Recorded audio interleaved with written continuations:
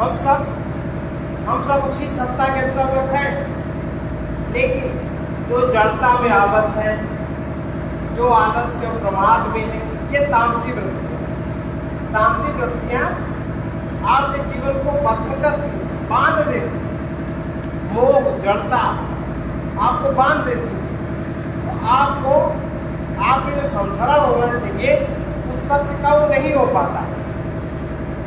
सबसे पहली परिभाषा है अखंड मंडलाकारं व्याप्तम येन चराचरं तत्पदं दर्शितं येन तस्मै श्री गुरुवे नमः। जो अखंड है, जो तत्व अखंड है, मंडलाकार का है। शक्ति हमेशा चक्राकार घूमती है ना।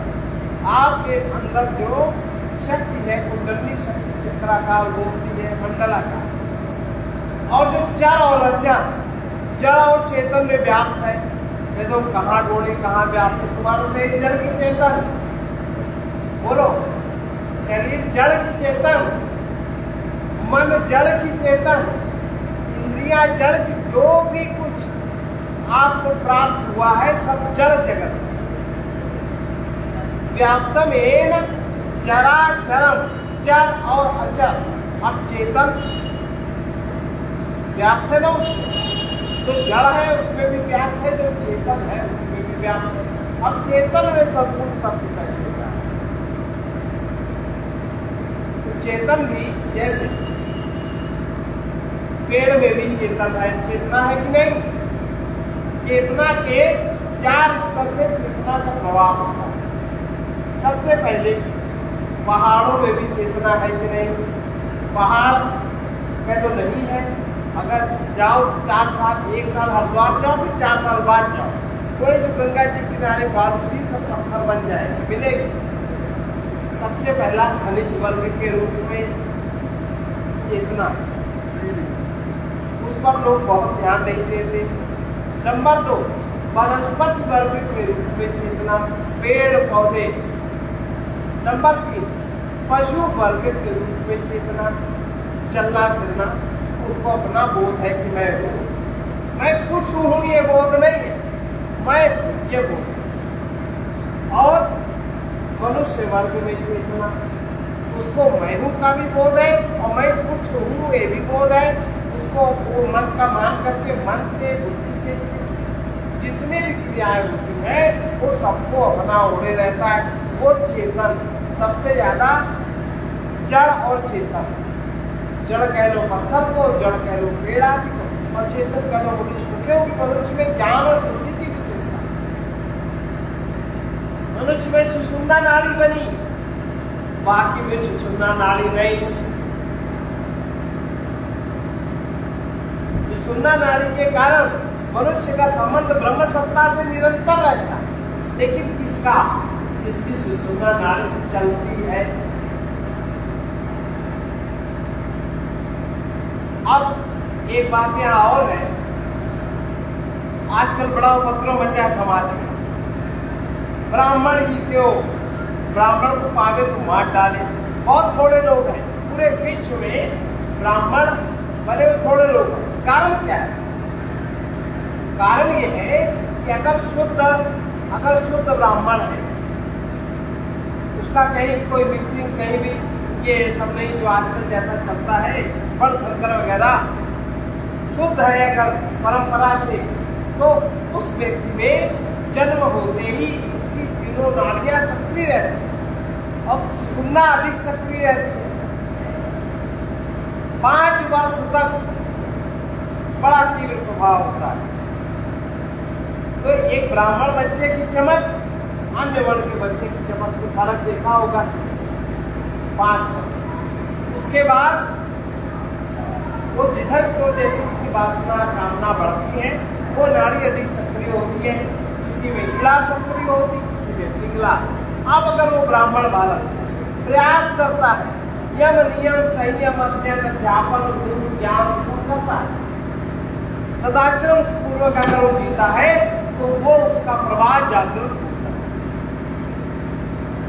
इसलिए तो जिसकी वो नाड़ी, उसका संबंध साक्षात तौर से ब्रह्म सत्ता से अनुस्यूत रहता वो जाने क्या ना जाने।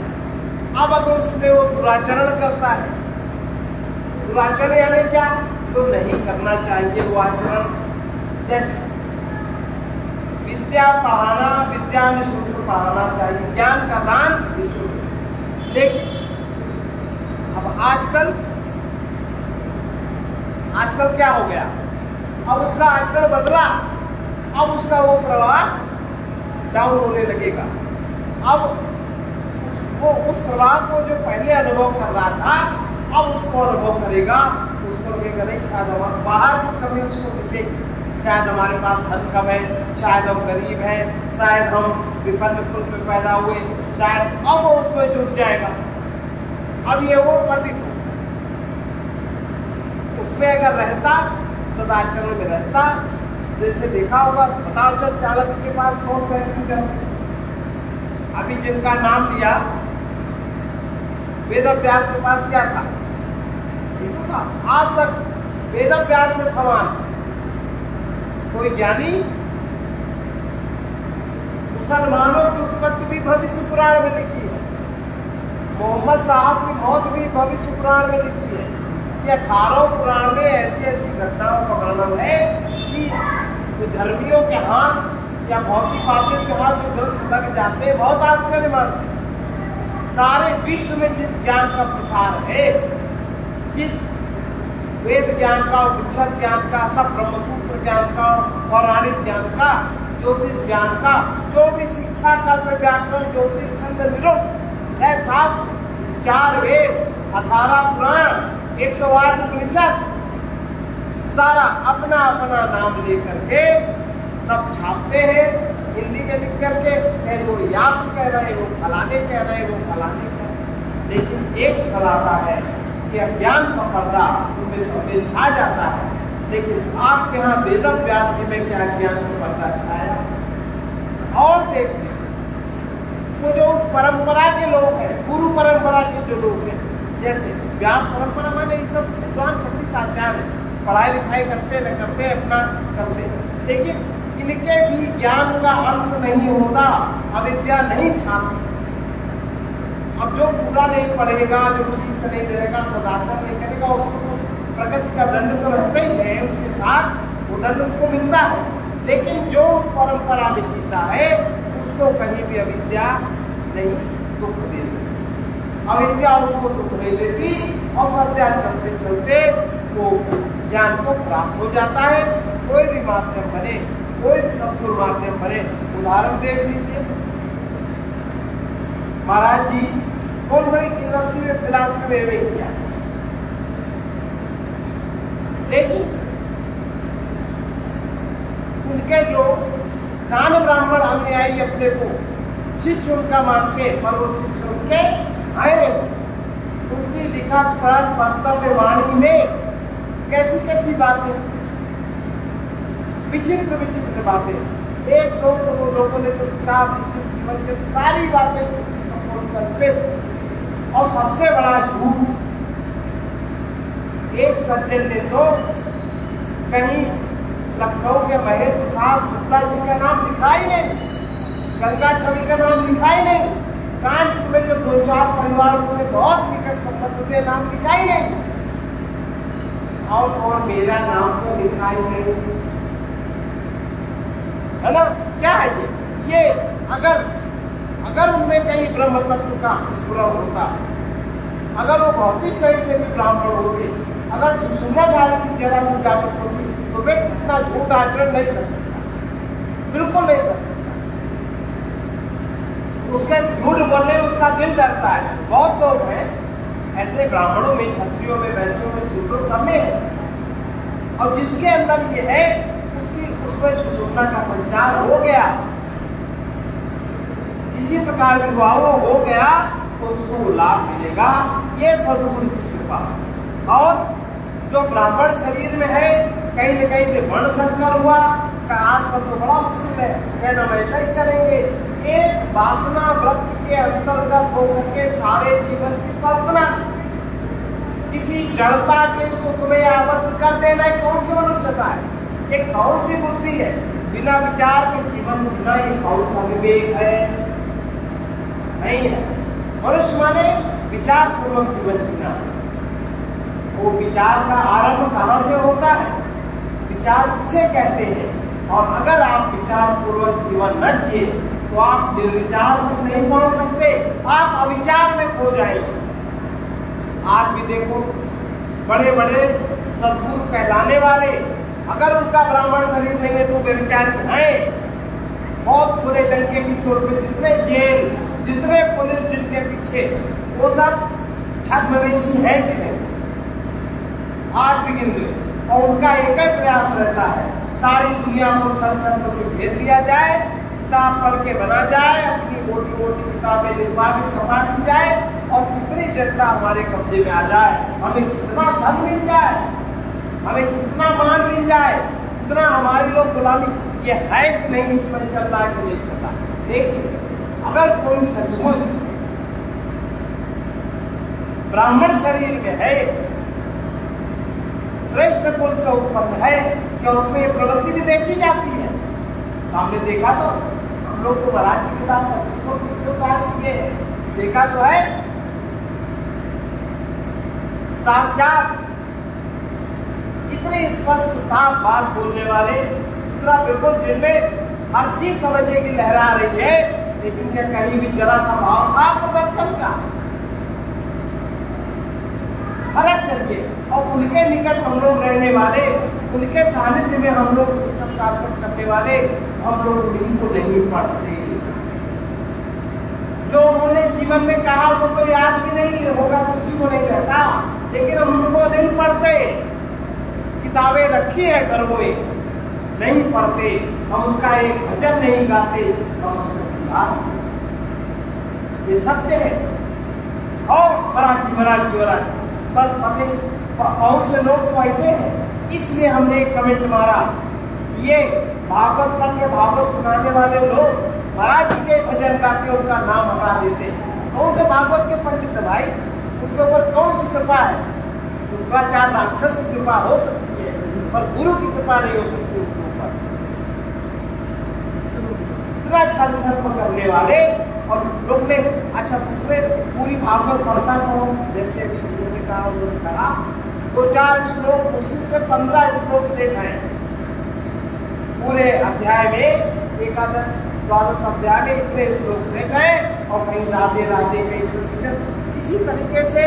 लेकिन सुनने वाले वैसे भाव तक तो बढ़े व्यक्ति के अंदर, सद्भाव बढ़े, क्योंकि अभी तो भाव शरीर ही नहीं विकसित है, अभी तो प्राण भाव देह में है ही नहीं, अभी तो हर बात का सौदा चल रहा है। घर में माता पिता की सेवा क्यों करें, हमें क्या मिलेगा?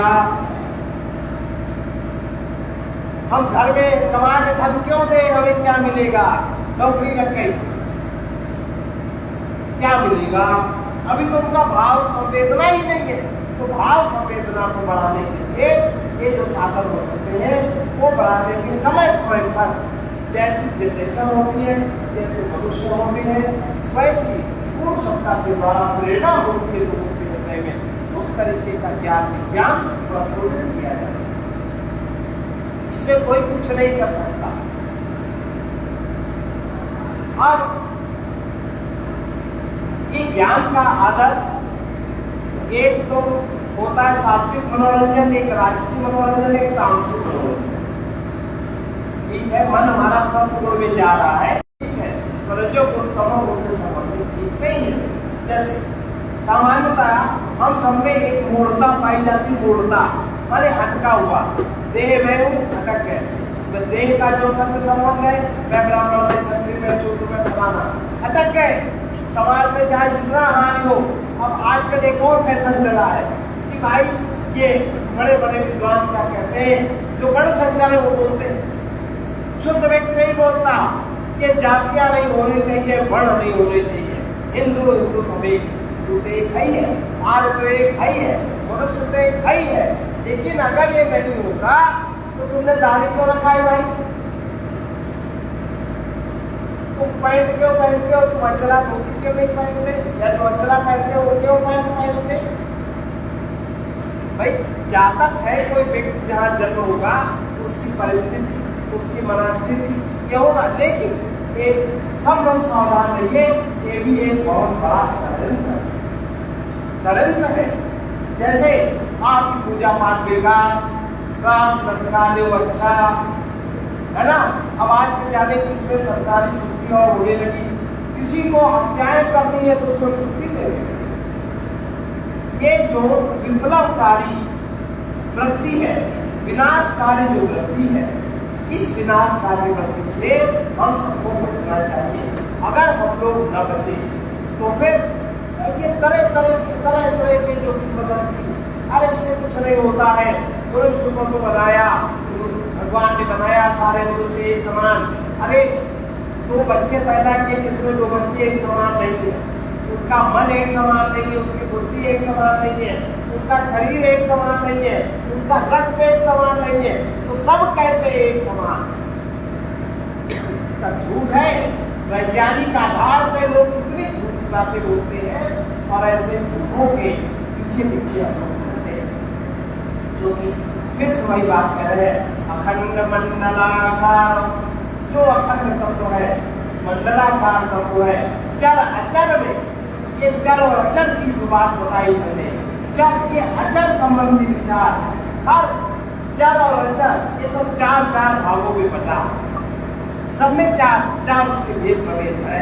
व्याप्त है, व्याप्त भेद चराचरम, तत् पदम, वो जो पद है उसको जो देखता है, तत्पदम दर्शितम, दर्शितम एन, जिसने उस पद को देख लिया, जिसने उस पद को जान लिया, वो सद्गुरु हो गया। तत्पदम दर्शितम एन तस्मै श्री गुरुवे, उस गुरु को हमारा प्रणाम है। माने जो है, जैसे चेतना सबने है, अब चेतना की जागृति जिसमें हो जाए, जिसमें आत्मज्ञान हो जाए, वो श्रेष्ठ है कि नहीं? सात्विक वृत्ति की जागृति जिसमें है, सब में, सब उसी में जी रहे हो। परमात्मा सब में, परमात्मा में सब कुछ, लेकिन ये होश आ जाए परमात्मा हमें कैसे, इस ज्ञान में स्थिरता हो जाए, वो श्रेष्ठ है कि नहीं? कीड़ा पिंगला सुषुम्ना नाड़ी सब में, 7 चक्र सब में है ना, वो तो प्रकृति की रचना है, लेकिन 7 चक्रों में आपके जीवन में, किसी के जीवन में मूलाधार चक्र में स्थिरता है, बहुत काबिल है, स्वाधिष्ठान में स्थिरता है, अंधविश्वासी है, मणिपुर में स्थिरता है, थोड़ी जागृति है, हृदय में स्थिरता है, श्रद्धा भाव का प्राबल्य है, कंठ तक आ गया, आत्मज्ञानी हो गया, आज्ञा तक चला गया, ब्रह्म ज्ञानी हो गया, शास्त्रार्थ में चला गया, परा अम्बा परात्मा सब कुछ जैसा जो है वैसा विज्ञान हो गया। लेकिन विशेषता है कि है तो सब में, मनुष्य देह सबको मिला, लेकिन उसमें जागृत कौन? जो जाग जाए, जो जाग जाए, जागेगा कौन? जिसकी ब्रह्म नाड़ी सक्रिय हो जाएगी, और जिसकी जितनी सक्रिय है सुषुम्ना नाड़ी उतना वो जागृत, ये उसका प्रमाण है। अब जैसे उदाहरण, रोज आप लोग पूजा पाठ करते हैं, थोड़ा भगवान का मंत्र किया, कोई आपने कुछ किया, उस समय आप महसूस करके देखो आपके दोनों नासिका सामान्य चलने लगती है। किसी की भी, जो भी इसमें करता है, वो ये नहीं कह सकता कि हम पंडित जी हैं, कि हम वैसे किए हैं, कि हम फलाने ना। अगर आप उस क्षेत्र में आ गए, अगर आपने चौथी धारा अपने स्थूल शरीर के बाहर ही, अगर आपने तुरीयावस्था का जो प्रभाव है वो अपने स्थूल शरीर में बाहर दिया, मंत्र के माध्यम से, गीता के श्लोक के पाठ के माध्यम से, मंत्र जप के माध्यम से, जहाँ वो तत्व आपकी देह में जागृत हुआ, वही आपको सुषुम्ना नाड़ी जागृत। सबके साथ होता है कि नहीं? होता है भाई। पूजा पाठ हमको बड़ी शांति मिलती है, और जो उसमें निरंतर हो जाए, ये विज्ञान है, तो उसमें अपने शरीर का उसमें उपयोग करें किसी भी प्रकार से। और अगर आप जागृत हो जाए सचमुच, तो सामान्य मनुष्यों से विशेषता हुई कि नहीं हुई? जागृत हो जाओगे, पाप नहीं करोगे, उसका लक्षण क्या है? काम, क्रोध, लोभ, मोह, मद, मत्सर उसमें नहीं होते, अज्ञान उसमें नहीं होता, किसी भी तरह का ज्ञान नहीं होता। ये लक्षण है, समाप्त हो जाता है, उसी को ज्ञानी कहते हैं। और एक दूसरे को देने में समर्थ हो जाता है। जब वो दूसरे को भी जगाने में समर्थ हो जाता है, जब वो दूसरे को केंद्रस्थ करने में समर्थ हो जाता है, तब उसको सद्गुरु कहते हैं।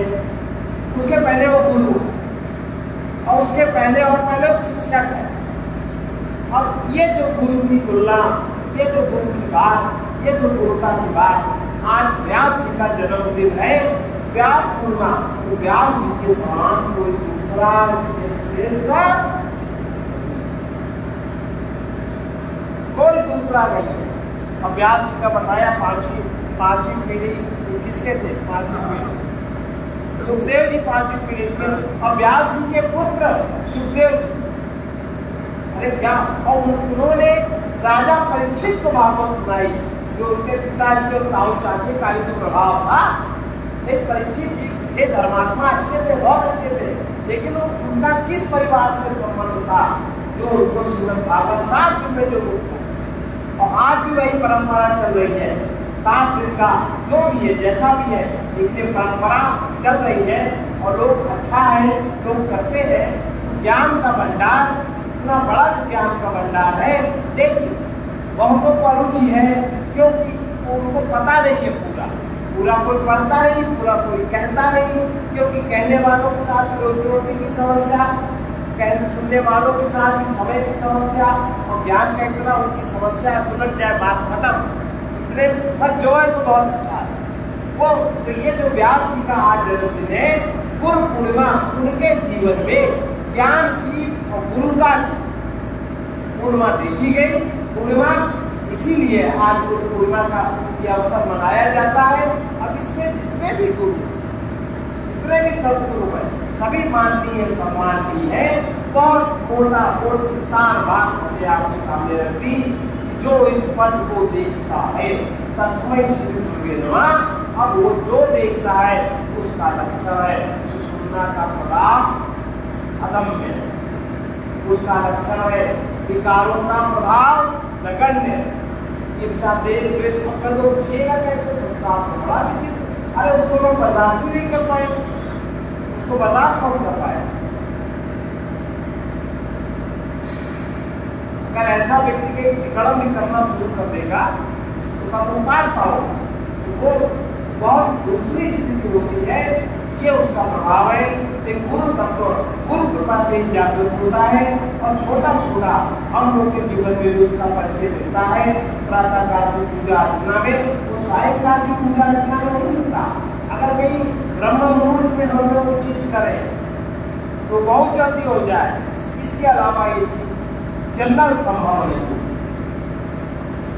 कोई किसी को जनरल रूप से नहीं दे सकता, कोई किसी को ये तत्व न दे सकता, न ले सकता, कुछ नहीं कर सकता। तो ये जो गुरु पूर्णिमा के अवसर पर हमारे में गुरुता किस प्रकार से जागृत हो, पहले हमें उस गुरुता का, उस तत्व का अपने पूर्व में, अपनी जागृत अवस्था में आवाहन करना पड़ेगा। आवाहन के लिए जैसे बहुत सारे जब इस तरह के हैं, लेकिन उसके लिए मंत्र बहुत छोटे, बहुत दिव्य, वो उसी केंद्र से उत्पन्न होते हैं। जैसे प्रत्येक मंत्र जो सिद्ध मंत्र है, उसकी रचना कंठ चक्र या आज्ञा चक्र से होती, इसके नीचे नहीं होता, और उसकी स्थिरता होती है नाभि चक्र में। नाभि चक्र जागृत पूरा नीचे की चीजें नहीं होती।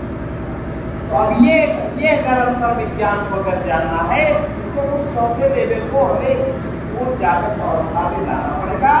उसके लिए जैसे कोई पाठ कर लो, जैसे कोई कवच, देवी जी का कवच कर लो, बहुत सारी विधियां हैं, कुछ भी कर लो, वही क्रिया आपके अंदर होगी, वही जागृति आपके अंदर होगी, और सुषुम्ना नाड़ी जागृत हो रही है। आपका पूजा पाठ सार्थक है, आपको ऊर्जा मिल रही है, आप ऊपर में नहीं जा रहे हो। उसका लक्षण पूजा के बाद दोनों स्वर आपके समान चलने चाहिए, हर व्यक्ति पहचान कर सकता है। और अगर ऐसा नहीं है, गड़बड़ है, आप कहीं न कहीं वो भी है, आप कहीं न कहीं भ्रम में है, तो जीव की जड़ता, जीव की मूर्खता, जीव की अज्ञानता इस तरह समाप्त हो। अज्ञान होगा उतना ही अभिमान होगा, जितना अज्ञान उतना अहंकार, क्योंकि अहंकार कुछ है थोड़ी। जितना अज्ञान उतना अहंकार, और जितना अज्ञान उतना ज्यादा दोषों पे आके बैठा और मैं करके बहुत चिल्लाएगा। इसीलिए सूत्र को सत्ता वो नहीं ठीक है कि मैं समर्पित नहीं होता। तो जिसके अंदर ब्रह्म जागृति हो गई, इसीलिए ब्राह्मण पृथ्वी का गुरु है। ब्राह्मण को गुरु मानते ना, पृथ्वी का गुरु ब्राह्मण। आज भी परंपरा है, आज भी मान्यता है। कोई भी दान दे रहा है, क्या तो उसको आवश्यकता है। अरे उसको आवश्यकता, उसका संबंध तुम्हारा ब्रह्म सत्ता से थोड़ी ना होने वाला है। वो तो उसकी जागृति जिसमें उससे संबंध बनेगा, उससे काम बनेगा, उससे लाभ होगा। और खा के हक दिया, पसीना बहा दिया, वो फिर पड़ गए, उससे क्या लाभ होगा? उससे आपको अन्य लाभ नहीं होगा। हाँ, लेकिन पुण्य तो है ही है। आपने किसी का पेट भर दिया, दे दिया, आपके देने का गुण तो बढ़ाएगी। फिर भी कोई भी व्यक्ति परमात्मा की सृष्टि में आप कर प्यासों को पानी पिला दे, उनके भोजन करा दे, पक्षियों को दाना डाल दे, अपने सेवा कार्य को प्रसन्न कर दे, तो अच्छा तो होता ही है। अच्छा होता है। अपने परमात्मा सृष्टि में आपने सेवा करी तो आपको उस सेवा का लाभ परमात्मा की ओर से मिलेगा। अगर अपनी मान में सेवा करी तो अहंकार दे ही नहीं सकता, वो लेने के लिए बनाई, तो लूटपाट करने वाला अहंकार जो कुछ नहीं दे सकता। इसलिए उस परमात्मा तत्व को अनुभव करने के लिए बहुत सरल सी चीज है। जब अपने इस जागृत अवस्था में हम जागृत हो जाए। अब आदमी जागृत का है एक्सीडेंट और किससे कर दे, जैसे आपको किसी महिला पुरुष के संग से संयोजन हुआ, आपको लगता है बड़ा सुख, और बहुत चालू महिला आपको फंसा लिया हो, दोनों के बैल बन गए, 70 साल तक वो बैलगिरी चल रही है। आप क्या करोगे? जो तुम्हारा ब्रह्मरंग था, जो तुम्हारा सरल स्वभाव है, वो तो कोरों में चला गया। अब करोगे क्या? अब लोभ बढ़ा, अभिमान बढ़ा, काम बढ़ा, और उसी के चक्कर लगाते रहते हो, उसी का चक्कर लगाते रहते हो। अपने लिए क्या किया? एक महाराज के ऊपर बहुत अच्छा लिखा, हमें याद आ रहा है, उसको जरा देखिए। अरे मित्र तुमने अभी तक किया क्या? अरे मित्र तुमने अभी तक किया क्या? महाराज जी को बहुत लोगों ने रोका, महाराज जी आप न गाया, बुरा लगता है सुन के। या तो बदले में मुझके दिया क्या? या तो बदले में मुझके दिया जो कुछ तुमने वो रहेगा कहाँ तक?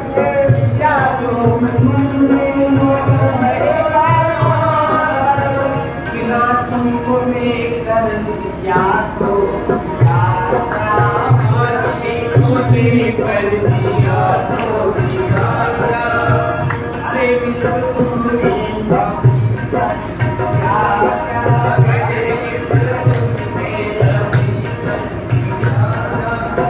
नहीं हो सकी तृप्ति जिससे किसी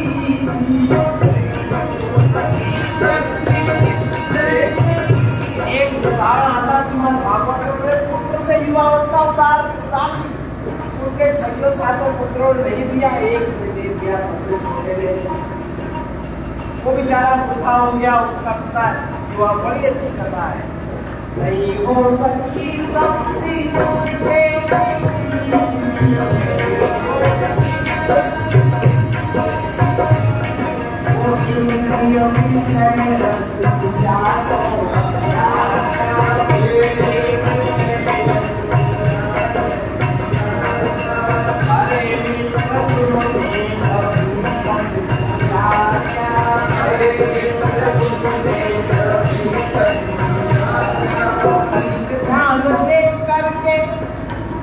ध्यान को साधो। देखो थोड़ा आगे का भी जीवन, ये तो तुम्हारा जैसा प्रारब्ध भाग मिल गया, कुछ भी नहीं कर सकते। जो प्रारब्ध में तुम्हारा लिखा होगा, हाँ हो जाएगा। अगर बड़े पुण्य बलवान हो, अगर कोई साधु बाबा तुमको मिल जाए तब तो कुछ संभव है, नहीं तो अगर देखने की गलती होगी तनिक ध्यान देख करके यह देख लेना, ध्यान देख परलोक में मिल सके हो प्यार, परलोक में मिल सके हो प्यार। अरे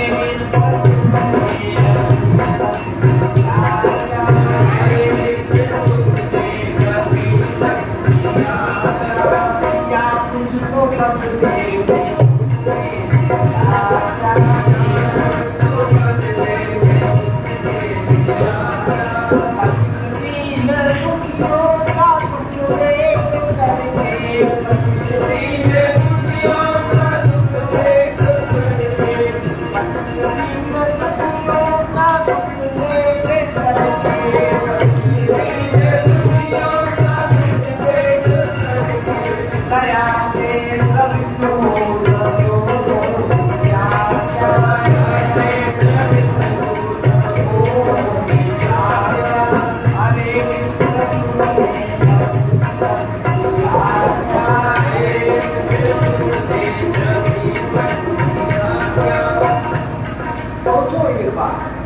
विचार की सामर्थ्य जागृत हो जाए, और विचार कैसा विचार, जो विचार सत्यानुरूप में रहे, सत्यानुरूप विचार होना चाहिए।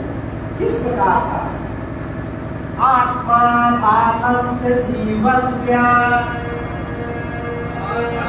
भासस्य जीवस्य संसारो नात्मवस्तुना, संसारो नात्मवस्तुना विमोहो भवेत् विद्या, विमोहो भवेत् विद्या। ये ऐसा बोध, और इस बोध से, इस विद्या से विचार जागृत। लेकिन हम लोग विचार क्या करते हैं, कैसे मिले, कैसे छूटे, कैसे बचाए। जो मिला है वो शुद्ध कैसे हो। लेकिन आपको अगर सब कुछ अच्छा मिला, आप भाग्यशाली तो हो। सौभाग्यशाली तो कब हो जब सदुपयोग कर ले जाओ।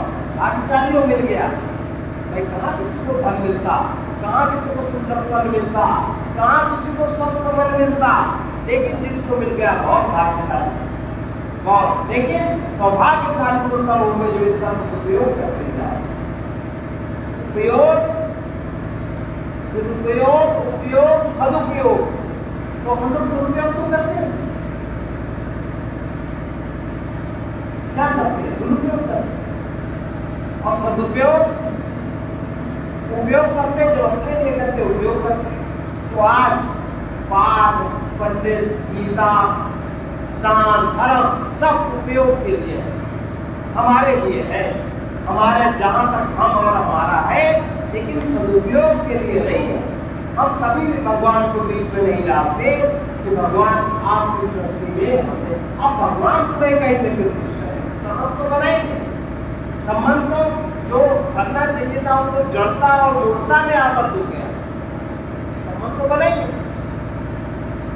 आज हर जगह हर व्यक्ति झगड़ा, एक उलझन, एक समान, एक जड़ता, एक बेईमानी, जितने भी दुष्प्रवृत्तियां हैं, अगर वो आपके ऊपर है तो इसका मतलब आपकी शक्ति आप पर हावी है।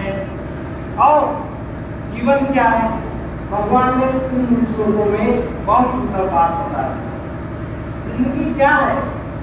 ध्यायतो विषयान पुंसा, हम इसका ध्यान करते हैं। बहुत धन है, बैंक में बंद है, प्राण निकल रहे हैं, धन कोई सहारा नहीं। अभी कोई बता रहा था, कोई डॉक्टर थे, वो जाने का बिना पढ़े होंगे, बहुत पढ़े आदमी, धन को जाने छोड़ दिया, जाने छोड़। अब धन कमाने में कितना उन्होंने कुकर्म किया होगा, जो उनके सामने ही उनका शरीर कोमा में चला गया।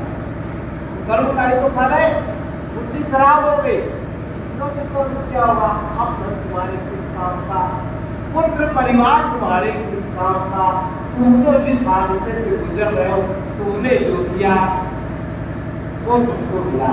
जैसा भी लोगे वैसा प्रकृति से कई गुना, जैसा भी लोगे वैसा प्रकृति से कई गुना होगा।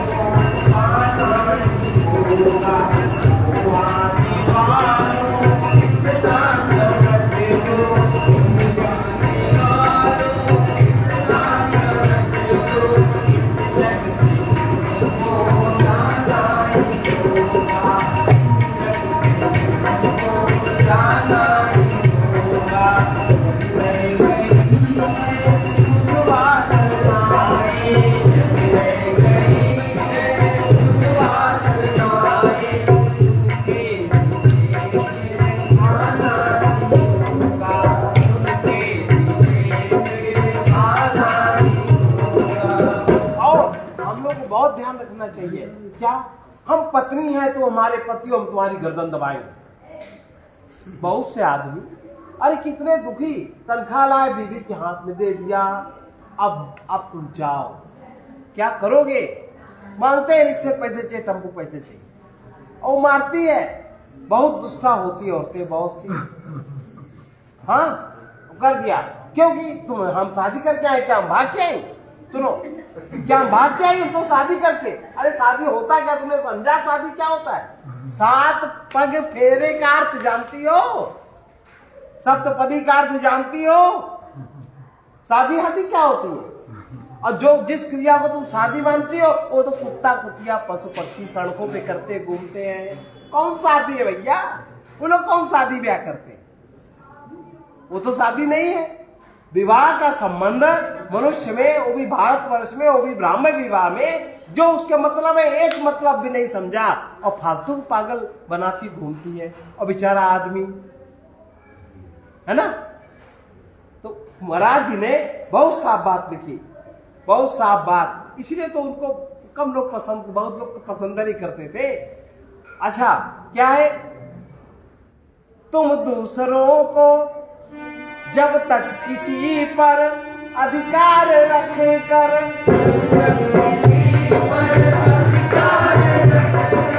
जितना अधिक सुख तुम भोगते हो, जितना अधिक सुख तुम भोगते हो, मानो न मानो जीवन में अपने, मानो न मानो जीवन में अपने, पुण्यों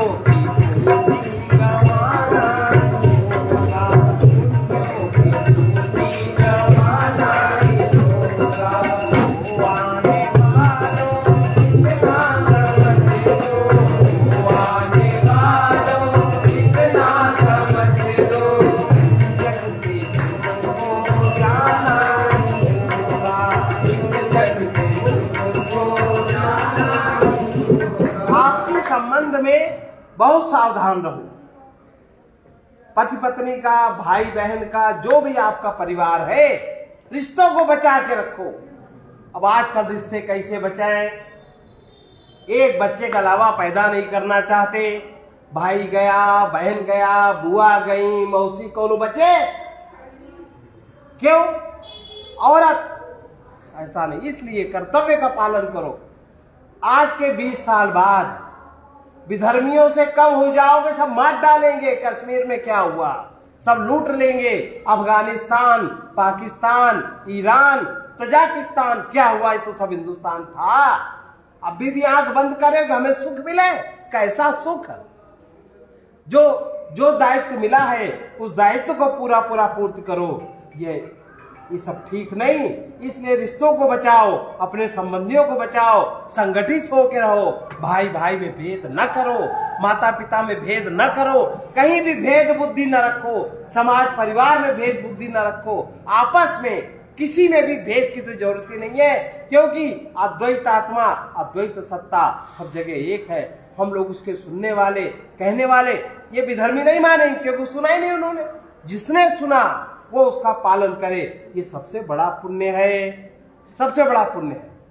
अब और क्या लिखते हैं महाराज जी, तो जितना हमारे यहाँ के नौकर चाकर सब शोषण मत करो, पोषण करो, वो भी तुम्हारा पोषण करेंगे। वो तो करते हैं, लेकिन वो मौका पाते ही तुम्हारा गला काट लेते हैं, क्योंकि तुम उनका शोषण करते हैं।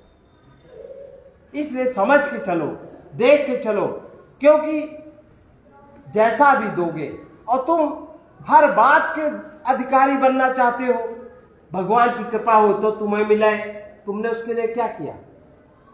संत महात्मा का आशीर्वाद हो तो तुम्हें मिले, तुमने उसके लिए उसको तुमने क्या दिया? क्या किया तुमने? सब कुछ श्रेष्ठता हो, सब तुमको मिल जाए, है ना, दुनिया का धन तुम्हें मिल जाए, दान अधिकारी, औरत आ गई, शादी होके आ गई, उसका अधिकार। अरे कानून कहता पति के प्रॉपर्टी पर भी अधिकार नहीं है अधिकार, लेकिन बेवकूफी ये जड़ता कैसी छा गई। महाराज जी लिखते हैं, दान अधिकारी बनकर किसी से, दान अधिकारी बनकर किसी से। खासतौर से बात औरतों के लिए है, जो सारी तनख्वाह नोच लेती है, हमेशा मारती रहती है, आदमी को गाली बकती रहती है ना।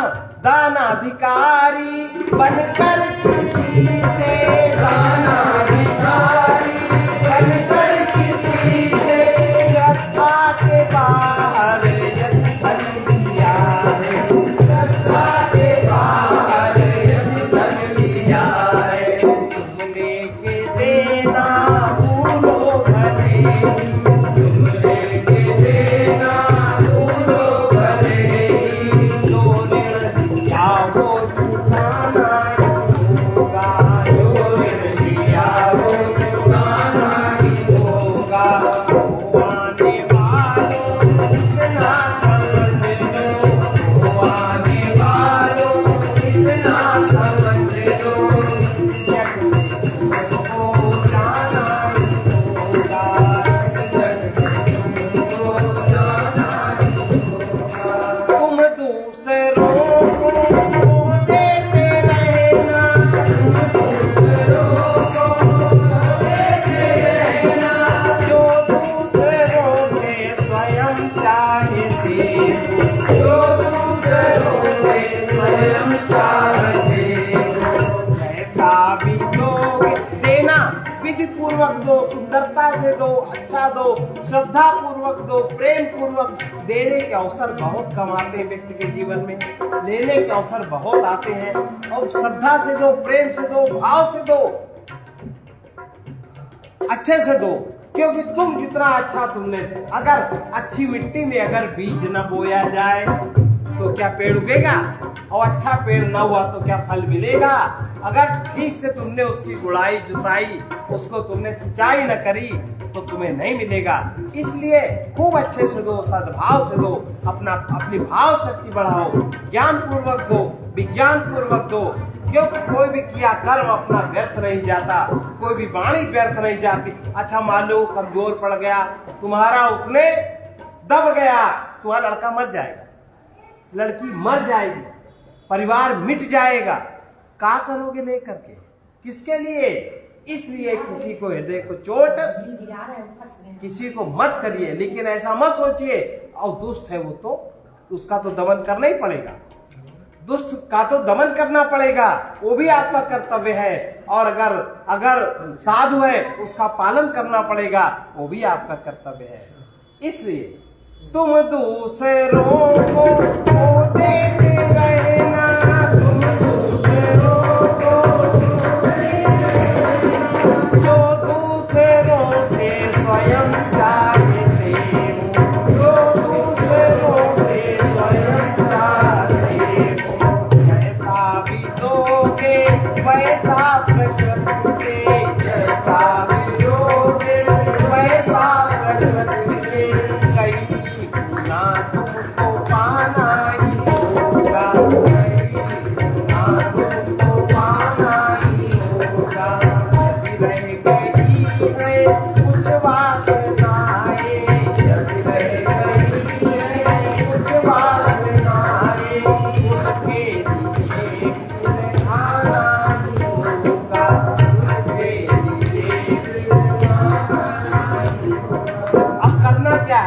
करो क्या?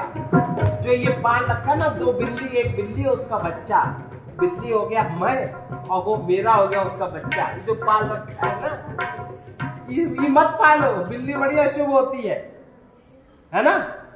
जो तुमने जो अपना मैं और मेरे का जो व्यर्थ, जो झूठा प्रचार कर रखा है, उसको थोड़ा समझो उस बात को।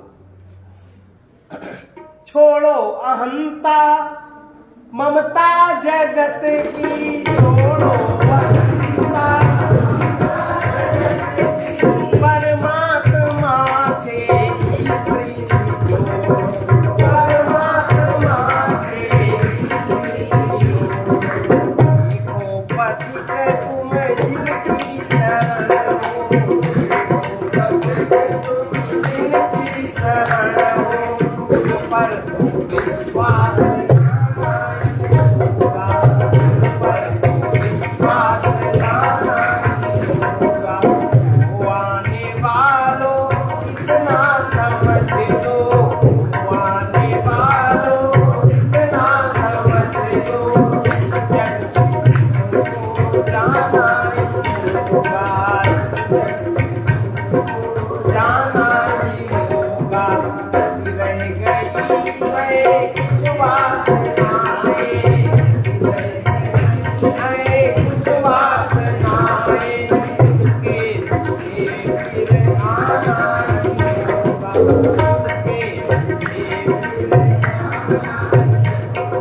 सेवा करनी चाहिए। सेवा से बड़े पुण्य संचित होते हैं और पुण्य वो पूंजी है, तुम जब जो चाहोगे वो तुमको प्राप्त हो जाएगा।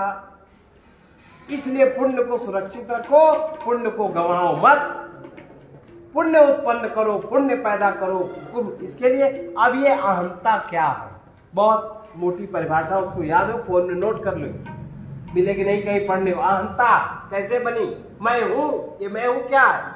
मैं हूं फॉल्स, जो कोई सच्चाई नहीं है।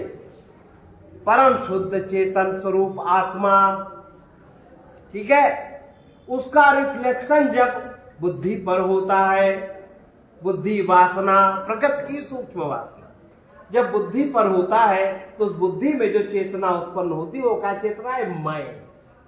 अब वो बुद्धि की चेतना, अब वो मैं मन में, प्राणों में और इंद्रियों में, इनसे वो तादात्म्य करती, तादात्म्य कर उसी के तद्रूप हो जाती, उसी की तरह हो जाती, अपने को वही मानने लगती।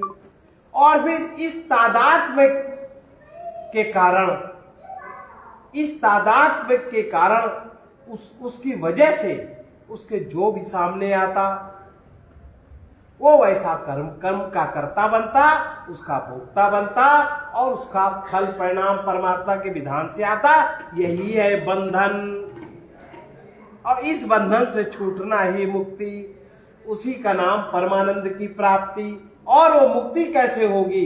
वो मुक्त तो तुम हो ही, मुक्त होने की जरूरत नहीं, उसके लिए सत्याभिमुख विचार, सत्य के अभिमुख विचार। अभी हमारा विचार असत्य के अभिमुख है। जैसे देह हमको मिली, ये तो ठीक है, देह असत्य है क्योंकि जन्म हुआ है, छूटेगी, देह असत्य है। अब सत्य के विमुख क्या? देह का जो उपयोग कर रहा है, देह में जो रहने वाला है, वो परम शुद्ध चैतन्य निर्मल आत्मा, हम उसमें ठहरने की कोशिश करें, हम उसमें होकर के हम देह को देखने का आदत डालें, तो अंदर भी दिखेगा, बाहर भी दिखेगा। ये है सत्याभिमुख विचार। हम मन में जो भी संबंधित पदार्थ संबंधी चीजें रखी हैं, मन की वृत्तियों को देखने की आदत डालें, प्राण में जो वासना क्षमता है उसको हम समझें, बंधन से छूटने लगे। ये है अहंता, और जो उससे संबंधित संप्रदाय है उसको मान लेते ममता। इतना ही।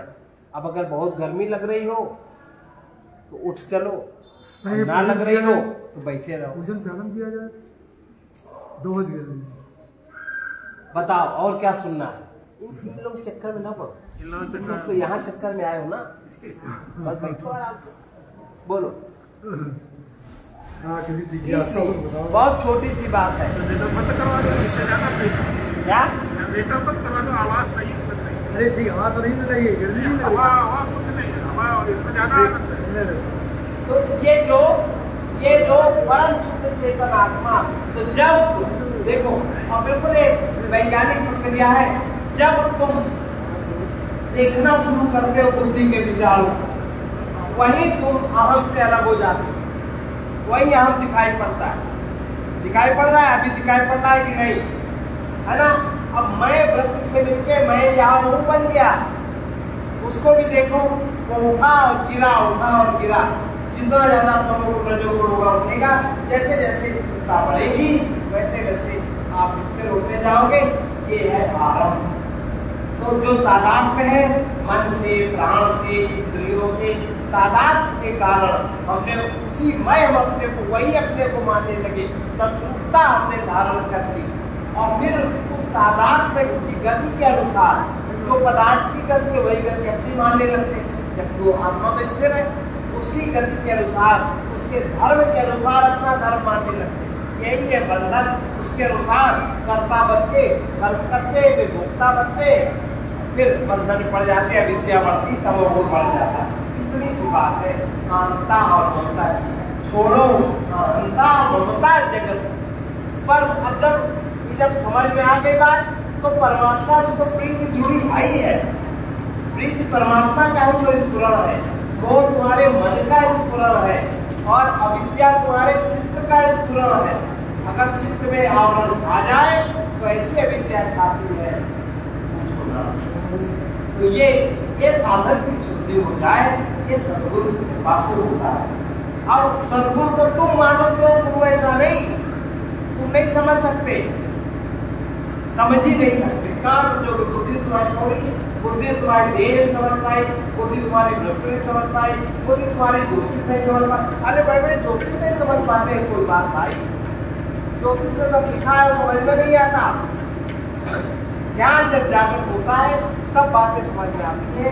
इसलिए याद रखो, व्यवहार जगत में शुभ दो, सुंदर दो, उत्तम दो, खूब सेवा करो, पुण्य बढ़ाओ, पुण्य बढ़ाओ, जो भी चाहो उसे मिलेगा, बहुत तो मिलना है, लेकिन पुण्यों का दुरुपयोग न करो, उसमें पाप न होने दो, पुण्य के साथ पाप न होने दो।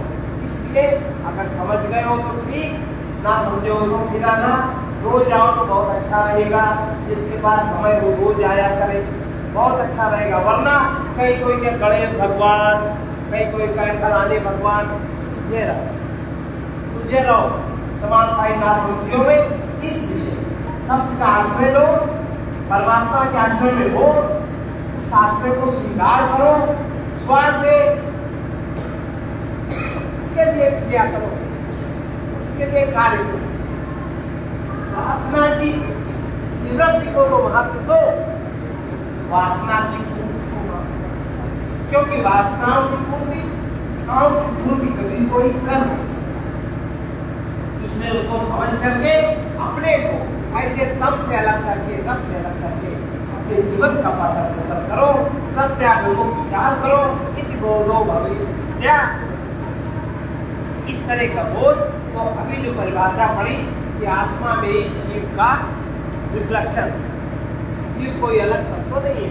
जीव माने अहम, तो अहम को हम लोग देख सकते, और अहम फिर अपने को जो मानता उसको भी देख सकते। अब अगर पुण्य है, सद्बुद्धि जागृत है, अच्छा होगा, नहीं जागृत है तो अच्छा होगा। अब चलो एक भजन और उदाहरण बढ़िया वाला है।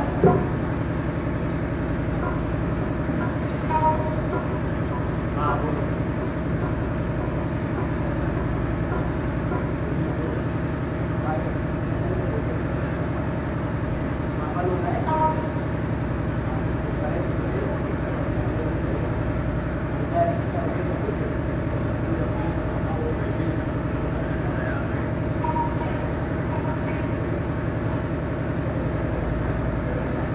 देखो अभी केवल देह में लोग हैं, भूखे से मतलब है भोजन हो जाए भोजन, अरे नहीं करते बने तो काहे पीछे पड़े, जो नहीं करेगा अपने घर जाके करेगा, क्या दिक्कत? इसको करना से जाके करो, मतलब हर कार्य उनके हिसाब से करो, अपने हिसाब से न करो। अवसर है कोई नहीं, शुभ अवसर है।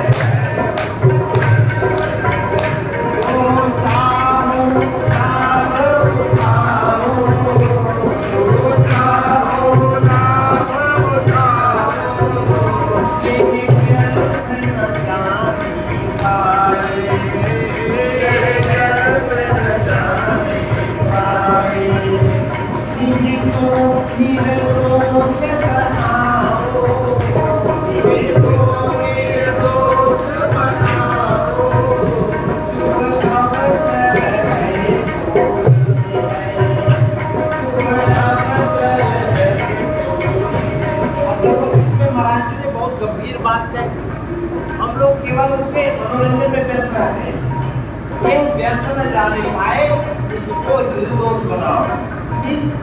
अपनी निर्दोषता तब आएगी चेतन मन के गुणदोष को हम जानते हैं, लेकिन जो अचेतन में छिपा है, जो हमारे संचित कर्मों में छिपा है, प्रारब्ध तो हमारा प्रारब्ध भी नहीं जानते, वो उसका भोग चल रहा है। अब जो संचित है जो पता ही नहीं, प्रारब्ध के कारण जो हमारे में कमी बेसी है और संचित के कारण भी और होने वाली है। महाराज जी कहते हैं यह व्यर्थ न जाने पाए, निज को निर्दोष बनाओ। निज की निर्दोषता तो तब आएगी जब हमारे संचित प्रारब्ध क्रिया सब समाप्त हो जाएगा। तो ये बात है, ये व्यर्थ न जाने पाए। इतने सजग सावधान होकर के सुनो कि तुम्हारा सीधे संबंध हमसे हो जाए वर्तमान समय में, तो तुम्हारे सारे कर्म ये कहने वाला है। इसलिए शुभ अवसर है, शुभ है, ऐसे अवसर नहीं मिलते जो चाहो लाभ उठाओ, ये व्यर्थ न जाने पाए। इस तरह बैठो, इस तरह श्रद्धा को धारण करके बैठो कि तुम्हारा सब कुछ समाप्त हो जाए, तुम अभी निखर जाओ, तुरंत वर्तमान में निकल जाओ। और क्या महाराज कह रहे हैं, अगर इस समय वो पॉइंट तुम्हारा आ गया तो क्या होगा? इस स्थिति से होगा क्या? सत्संगति से गति मिलती, सत्संगति से गति मिलती, करे पुनीत गति मिलती, करे पुनीत गति मिलती, सद्गुरु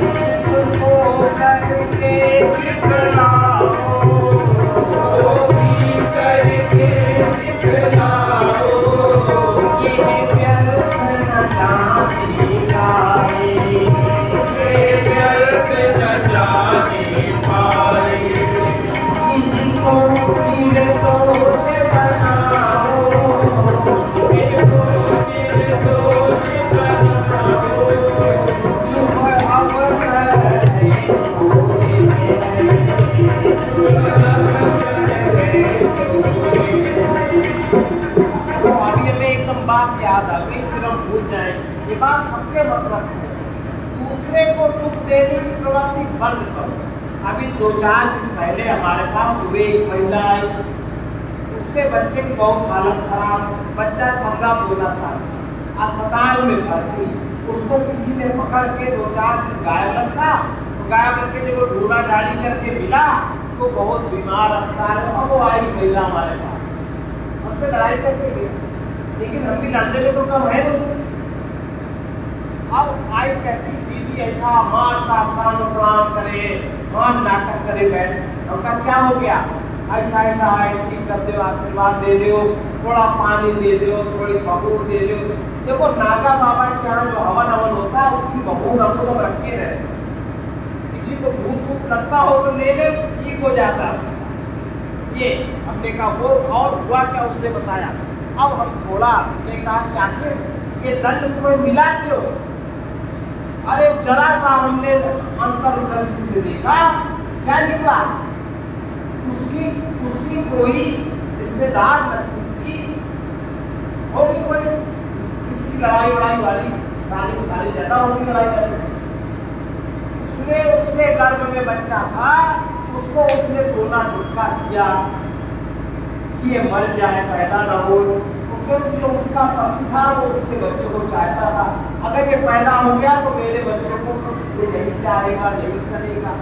ये और उसका जो बच्चा था, उसको बच्चा तो उत्पन्न हुआ कि महिला बहुत अच्छी, बच्चा उत्पन्न हुआ और इत्तेफाक से 5 साल पहले वो महिला भी मेरे पास आई, बच्चा और 6 साल का है। वो महिला मेरे पास आई तो हमने उस देख के समझ करके हमने कहा कोई तुम्हारा ये सब करने वाला है क्या? कहता नहीं, वो जानते नहीं इतना अच्छा व्यवहार करती। हमने कहा वो इतना अच्छा वो व्यवहार करती, वो महिला बेचारी जानती नहीं, वो इतनी सीधी साधी। अब वो सीधी साधी महिला नहीं जानती, तो हमने कहा कि तुम्हारा ऐसा है, चलो ये करो तुम्हारा ठीक रहेगा। उसको कोई भगवान कृष्ण का मंत्र बताया, वो बिल्कुल ठीक उसका। अब हमने कहा तुमने तो ये कर्म किया है, किसके साथ किया है? कहने लगी कि वो तो नहीं। और भैया दूसरे दिन हमका बच्चा तुम्हारा, तुमने उसको मारने की कोशिश करी, मरेगा तुम्हारा बच्चा। और वो कर्म तुम्हारा कैसे कटेगा? मर गया उसका बच्चा दूसरे दिन 15-16 साल का। वो उसका पाप 5-7 साल पहले वाला, अब वो फिर कल आई, अरे दीदी ऐसा वैसा। अरे तो माना वो जो तुमने जो तरह के बेटी पाता पड़े तुमको घेरे नहीं, तुम्हारे लड़के को घेर लिया, जब घेर लिया तो मर गया। तो मतलब तो तुमने ऐसा किया तो इतना भयानक ये अंधी औरतें इस तरह का कार्य करती, तुम लोग कभी मत करना, सब बड़ी गलत चीजें होगी। इसलिए दूसरे की हाथ का विचार छोड़ दो, उसके लिए कोई कर्म करना छोड़ दो, सबसे बड़ा पुण्य होगा। और पुण्य क्या, अपने घर में ही जो रानी ननद अड़ोसी पड़ोसी गलत न सोचो, उनके लिए ना गलत करो। जग के संयोगों में, जग के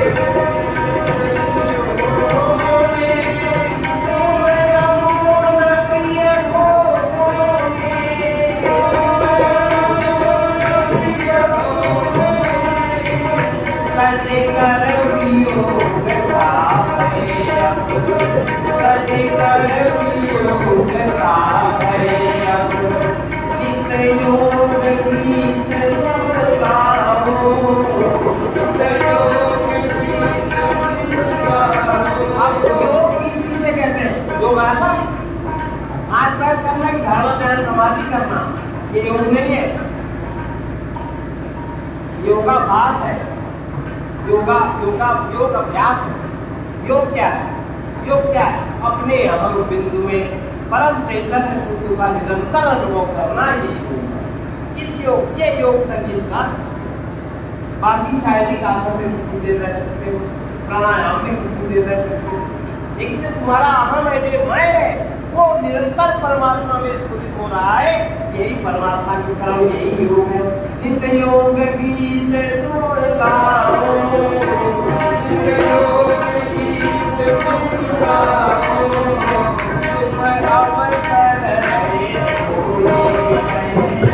शुभ अवसर अपने स्वरूप को जानो,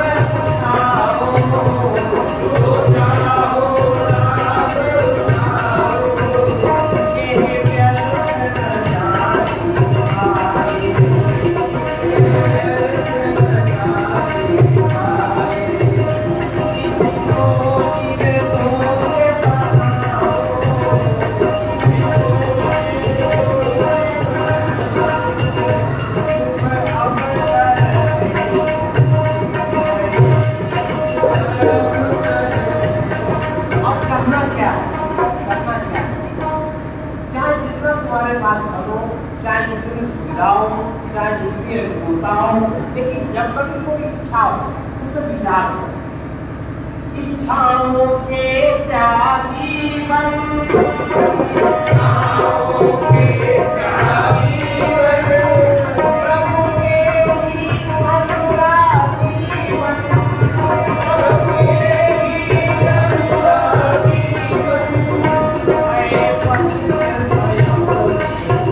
बन, मैं पथिक स्वयं मैं पथिक स्वयं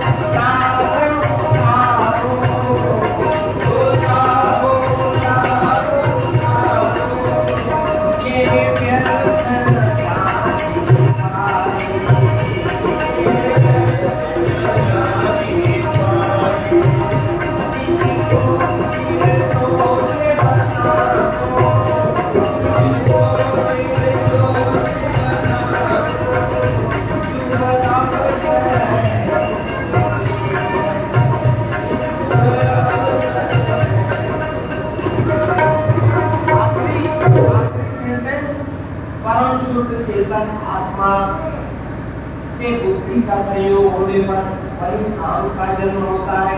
यही अहम मन प्राण इंद्रियों से तादात्म्य कर उससे तत्वता धारण करता है और उस तादात्म्य के कारण ही वो दृष्टि के अनुसार विभिन्न प्रकार के कर्मों का करता बनता है, भोगता बनता है और फिर उसी ओर जीने लगता है।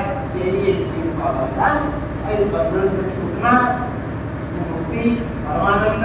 इसलिए अये पथिक स्वयं भी ठहरो, अये पथिक स्वयं भी ठहरो, जिस परमानंद बनाओ, सुख अवसर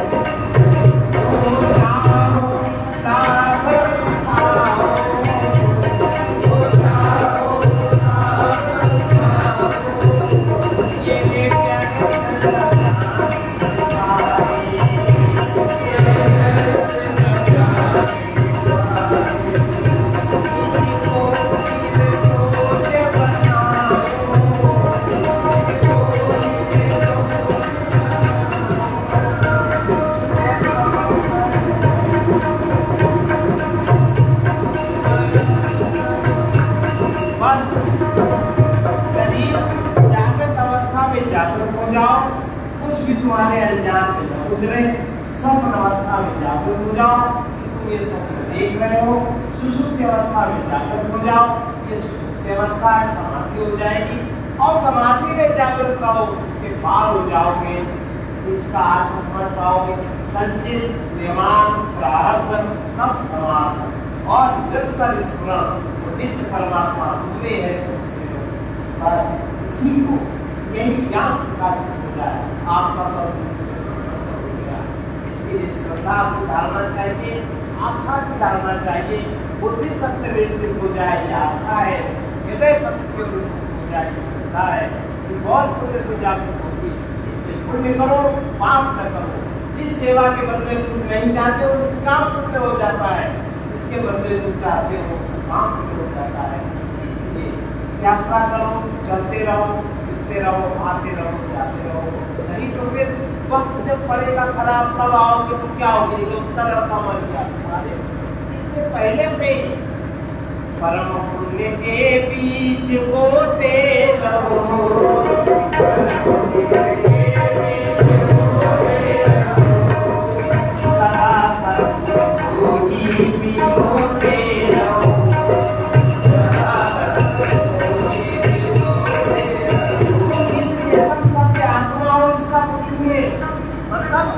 करते रहो। अरे चलिए ये तो नहीं रहेगा, ये हो रही है, ये हो रही है, ये हो रही है, कैसे विकारो होते रहो, कैसे विकारो होते रहो, सदा सद्गुरु होते रहो, सदा सद्गुरु होते रहो। बड़े से बड़ा यही काम करना, बड़े से बड़ा यही काम करना, चपल मन को स्वाधीन रख कर विचरना, चपल मन को स्वाधीन रख कर विचरना, उसे न करना अकल धैर्य धरना, उसे न करना अकल धैर्य धरना, कहीं भी पाप मत में उतरना, कहीं भी पाप मत में उतरना, के नीचे होते रहो, के नीचे होते रहो, सदा सद्गुरु होते रहो, सदा सद्गुरु कहीं तुझ अभिमान आने न पाए, कहीं तुझ अभिमान आने न पाए, असत लक्ष्य सबसे दिगाने न पाए, असत लक्ष्य सबसे दिगाने न पाए, दुख मन को भुलाने न पाए, भुलाने न पाए, समय तक कुछ व्यर्थ जाने न पाए, समय तक कुछ व्यर्थ जाने न पाए, तुझे अपना होते रहो, तुझे अपना होते रहो, सदा सद्गुरु होते रहो, सदा सद्गुरु होते रहो। शीघ्र ममता से मोड़ करके, शीघ्र ममता से मोड़ करके, बड़ो कामना जाल को मोड़ करके, बड़ो कामना जाल को मोड़ करके, मन से पकड़ा उसे छोड़ करके, मन से पकड़ा उसे छोड़ करके,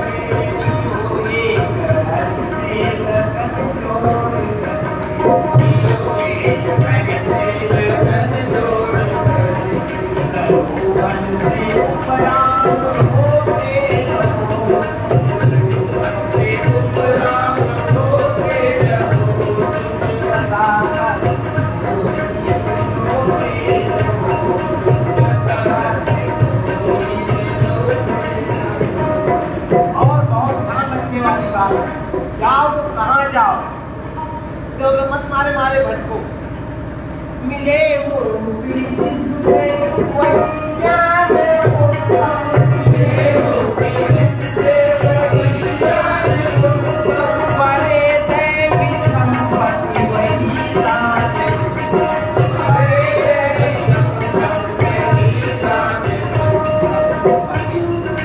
प्रेम धारा वो गुणदान उत्तम, प्रेम धारा वो गुणदान उत्तम, प्रियतम वही ज्ञान उत्तम, प्रियतम वही ज्ञान उत्तम, पंडित स्वयं में जानकर होते रहो,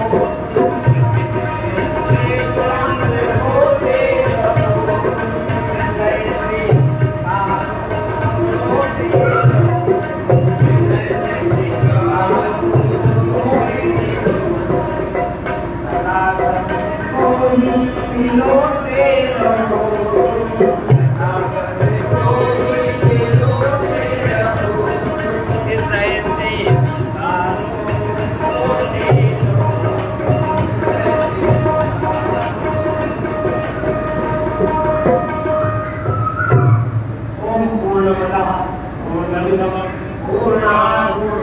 कैसे पूर्णस्य पूर्णमादाय पूर्णमेवावशिष्यते। लोग सुनाओ, 1 घंटे के बाद पुनः यहाँ आओ। तो यही करें। अब बताओ आप लोग क्यों आफत बताओ क्या करना है? ये भी